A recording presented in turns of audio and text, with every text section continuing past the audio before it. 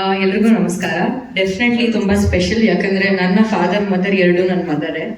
So ಅದಕ್ಕೆ ತುಂಬ special ಆಗಿದೆ ಇದು event. Thank you so much Chandru sir. ನನಗೆ ಈ ಕತೆ ಫಸ್ಟು ಡಾರ್ಲಿಂಗ್ ಕೃಷ್ಣ ಅವ್ರು ಫೋನ್ ಮಾಡಿ ಹೇಳಿದ್ರು. ನಾಗಭೂಷಣ್ ಅವ್ರು ಹೇಳ್ದಂಗೆ ಈ ಸಿನಿಮಾ ಮೋಸ್ಟ್ಲಿ ನಾನು ಬಂದಿರೋದು ಡಾರ್ಲಿಂಗ್ ಕೃಷ್ಣ ಅವರು ವಿಲನ ಅವರ ಸಜೆಷನಿಂದಾನೆ. ಯಾಕಂದರೆ ಒಂದು ಕತೆ ನೋಡಿ ಯೂಶಲಿ ಎಕ್ಸೈಟ್ ಆಗಿ ಫೋನ್ ಮಾಡೋದು ತುಂಬ ಕಡಿಮೆ. ಕೃಷ್ಣ ಅವ್ರಿಗೆ ಕತೆ ಇಷ್ಟ ಆಗಬೇಕು ಅಂತಂದರೆ ಅವ್ರು ತುಂಬ ಲೇಯರ್ಸ್ ಇದೆ. ಯಾಕಂದರೆ ನಾನು ಅವರೊಟ್ಟಿಗೆ ಲವ್ ಮಾಕ್ಟೇಲ್ ಎಲ್ಲ ಪಾರ್ಟ್ನಲ್ಲೂ ಇದ್ದೀನಿ. ಸೊ ಅವ್ರ ಡೈರೆಕ್ಷನ್ ಆಗಲಿ, ಅವ್ರು ನೋಡೋಂತಹ ಕತೆ ರೀತಿ ತುಂಬ ವಿಭಿನ್ನವಾಗಿರುತ್ತೆ. ಸೊ ಅವ್ರು ಕಾಲ್ ಮಾಡಿ ತುಂಬ ಎಕ್ಸೈಟ್ ಆಗಿ ಹೇಳಿದ್ರು, ಇಲ್ಲ ಈ ಕತೆ ನನಗೆ ತುಂಬ ಇಷ್ಟ ಆಯಿತು, ನೀವು ಒಂದ್ಸತಿ ಕತೆ ಕೇಳು ಅಂತ.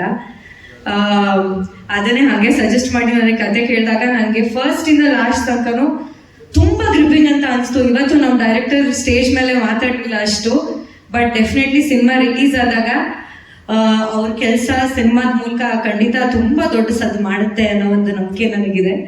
ಆ್ಯಂಡ್ ನಮ್ಮ ಮ್ಯೂಸಿಕ್ ಡೈರೆಕ್ಟರ್ ನಕುಲ್ ಅಭ್ಯಂಕರ್ ಅವರು ಆಲ್ರೆಡಿ ಲವ್ ಮಾಕ್ಟೇಲ್ ಅಲ್ಲಿ ತುಂಬ ಒಳ್ಳೆ ಮ್ಯೂಸಿಕ್ ಕೊಟ್ಟಿದ್ದಾರೆ. ಆ್ಯಂಡ್ ನಮ್ಮ ಸಿನಿಮಾಗೂ ಅದೇ ಇಮೋಷನಲ್ ಮ್ಯೂಸಿಕ್ ತುಂಬ ಕನೆಕ್ಟ್ ಆಗುತ್ತೆ.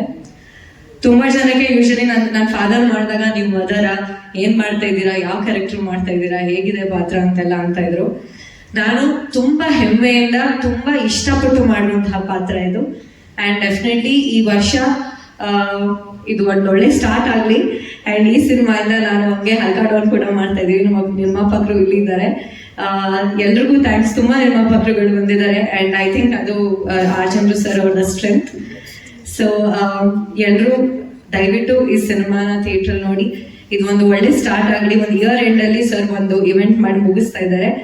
ಹಾಗೂ ನ್ಯೂ ಇಯರ್ಗೆ ಒಂದು ಒಳ್ಳೆ ಸ್ಟಾರ್ಟ್ ಆಗಲಿ. ನಿಮ್ಗೆಲ್ರಿಗೂ ಹ್ಯಾಪಿ ನ್ಯೂ ಇಯರ್. ಫಾದರ್ ನೋಡಿ ಎಲ್ಲರೂ ಆಶೀರ್ವದಿಸಿ. Thank you so much. Amrutha ಅವರೇ, ಪೋಸ್ಟರ್ ನೋಡಿದಾಗ ನನಗಂತೂ ತುಂಬಾ ಖುಷಿ ಆಯ್ತು. ಯಾಕಂತ ಹೇಳಿದ್ರೆ ಕತ್ತಲ್ ತಾಳಿ ಇತ್ತು. ಕೃಷ್ಣ ಅವ್ರನ್ನ ಇಲ್ಲಿ ನೀವು ಅರ್ಧದಲ್ಲಿ ಬಿಟ್ಟು ಹೋಗಿಲ್ಲ ಅನ್ನೋದೊಂದು ಸಮಾಧಾನ ನಮಗೆ. ನಿಮ್ಮ ಪಾತ್ರದ ಬಗ್ಗೆ ಆದಷ್ಟು ಬ್ರೇಕ್ ಮಾಡಕ್ಕೆ ಟ್ರೈ ಮಾಡ್ತಾ ಇದ್ದೀರಿ. ಅದನ್ನ ಇಲ್ಲ ಇದ್ರಲ್ಲಿ ಬಿಟ್ಟು ಹೋಗಲ್ಲ. ಫೈಟಿಂಗ್ ಥ್ಯಾಂಕ್ ಮಾಡಿದ್ದೀನಿ. Thank you so much Amrutha ಅವರೇ. Thank you sir. Thank you. ಎಲ್ಲರಿಗೂ ನಮಸ್ಕಾರ.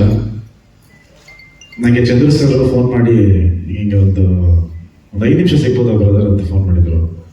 ಒಂದು ಸ್ಕ್ರಿಪ್ಟ್ ಹೇಳ್ಬೇಕು ಅಂತ. ನಾನೇನು ಅನ್ಕೊಂಡಿದ್ದೆ ಅಂದರೆ ಅಬ್ಸರ್ವ್ ಮಾಡಿದ್ರು, ಮೋಸ್ಟ್ಲಿ ಅದೊಂದು ಆ್ಯಕ್ಷನ್ ಸಿನಿಮಾ ತಗೊಂಡ್ಬರ್ತಾರೆ ಅನ್ಕೊಂಡಿದ್ದೆ. ಆಮೇಲೆ ಬಂದು ರಾಜ್ಮೋಹನ್ ಅವರು ಒಂದು ಇದನ್ನು ರೇಟ್ ಮಾಡಿದ್ರು. ನಾನು ಮೇಲೆ ಇಬ್ಬರು ಕೂತ್ಕೊಂಡು ಕೇಳಿದ್ವಿ. ಭಾಳ ಅಪರೂಪ ಆ ಥರ ಒಂದು ಕತೆಗಳನ್ನ, ಅಂದರೆ ಫಸ್ಟ್ ಟೈಮೇ ಕೇಳಿದ ತಕ್ಷಣ ಒಂದು ವಾವ್ ಅನ್ಸೋದು. ಸೊ ನನಗೆ ಅದು ಕೌಶಲ್ಯ ಸುಪ್ರಜಾಲ ಅನ್ನೋದು ಅನಿಸಿತ್ತು. ಅಂದರೆ ಕತೆ ಕೇಳ್ತೀನಿ, ವಾವ್ ಇದೇನೋ ಒಂದು ಆಗುತ್ತೆ ಅಂತ. ಸೊ ಅದಾದಮೇಲೆ ಕೇಳಿದ್ದು ಫಾದರ್.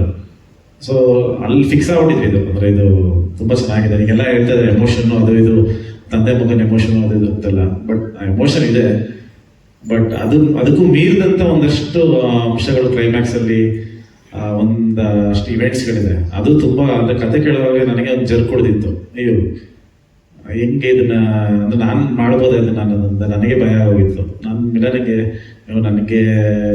ನನಗೆ ಯಾಕೋ ಒಂಥರ ಆಗ್ತಿದೆ, ಬೇಕಾ ಇಲ್ಲ ಇದು ತುಂಬ ಚೆನ್ನಾಗಿದೆ, ನೀವು ಮಾಡಲೇಬೇಕು ಅಂತ. ಅಂದರೆ ಕ್ಲೈಮ್ಯಾಕ್ಸಲ್ಲಿ ಆ ಥರದ್ದು ನೀವು ಸಿನಿಮಾ ನೋಡೋದಾಗ ಗೊತ್ತಾಗುತ್ತೆ. ಸೊ ಒಂದು ವಿಭಿನ್ನವಾದ, ಅಂದರೆ ಎಲ್ಲೂ ಈ ಥರದೊಂದು ಸಬ್ಜೆಕ್ಟ್, ಅಂದರೆ ತಂದೆ ಮಗಂದು ಕಥೆಗಳು ಬಂದಿದೆ, ಅಥವಾ ಮಗಂದು ತಾಯಿ ಮಗಂದು ಬಂದಿದೆ, ಈ ಥರದ್ದೆಲ್ಲ ಕಥೆಗಳು ಬಂದಿದೆ. ಬಟ್ ಇಲ್ಲಿ ನಡೆಯುವಂಥ ಒಂದು ಇನ್ಸಿಡೆಂಟ್ ಏನಿದೆಯಲ್ಲ, ಇದು ಬಹುಶಃ ನಾನೆಲ್ಲೂ ನೋಡಿಲ್ಲ ಅಥವಾ ಎಲ್ಲೂ ಕೇಳಿಲ್ಲ. ಆ ಥರದೊಂದು ಬೇಸರ ಮಾಡಿರೋಂಥ ಒಂದು ಕತೆ. ರಾಜ್ಮೋಹನ್ ಅವರಿಗೆ ಥ್ಯಾಂಕ್ಸ್ ಹೇಳ್ತೀನಿ. ಇಂಥ ಒಂದು ಅದ್ಭುತವಾದ ಒಂದು ಕಥೆನ ನಾನು ಬರೆದಿರೋದಕ್ಕೆ, ಪ್ಲಸ್ ಅದನ್ನು ನಮ್ಮ ಹತ್ರ ತಗೊಂಬಂದಿದ್ದಕ್ಕೆ thank you. And Chandra sir, thank you so much ಈ ಥರದೊಂದು ಒಳ್ಳೆ ಸಿನಿಮಾ ಕೊಟ್ಟಿರೋದಕ್ಕೆ. ಆ್ಯಂಡ್ ನನಗೆ ಎಸ್ಪೆಷಲಿ ಅಂದರೆ ಒಂದು ಒಳ್ಳೊಳ್ಳೆ ಒಂದು ಫ್ಯಾಮಿಲಿ ಸಿನಿಮಾ ಮಾಡಬೇಕು, ಒಂದು ಸೆಲೆಬ್ರಿಟಿ ಸಿನಿಮಾಗಳು ಮಾಡಬೇಕು. ನಮ್ಗೆ ಹೇಗೆ ಅಂದರೆ ಅಣ್ಣವ್ರು ಹೆಂಗೆ ಮಾಡ್ತಾರೆ ಆ ಥರ ಪಿಕ್ಚರ್ ಮಾಡೋದಪ್ಪ ಅಂದರೆ, ಒಂದು ಸಿನಿಮಾ ಮಾಡಿತು ಅಂದರೆ ಒಂದು 30 ವರ್ಷ ಆದ್ರೂ ನೋಡ್ಬೇಕು ಆ ಸಿನಿಮಾ. ಆ ಥರದ್ದೊಂದು ಆಸೆ ನನಗೆ ಪರ್ಸ್ನಲಿ, ಆ ಥರ ಸಿನಿಮಾಗಳು ಮಾಡೋದಕ್ಕೆ. ಬಟ್ ಆ ಥರ ಕಥೆಗಳು ಸಿಗೋದು ಭಾಳ ಅಪರೂಪ. ಸೊ ಆ ಥರದ್ದೊಂದು ಅಪರೂಪದ ಒಂದು ಕತೆ ಫಾದರ್.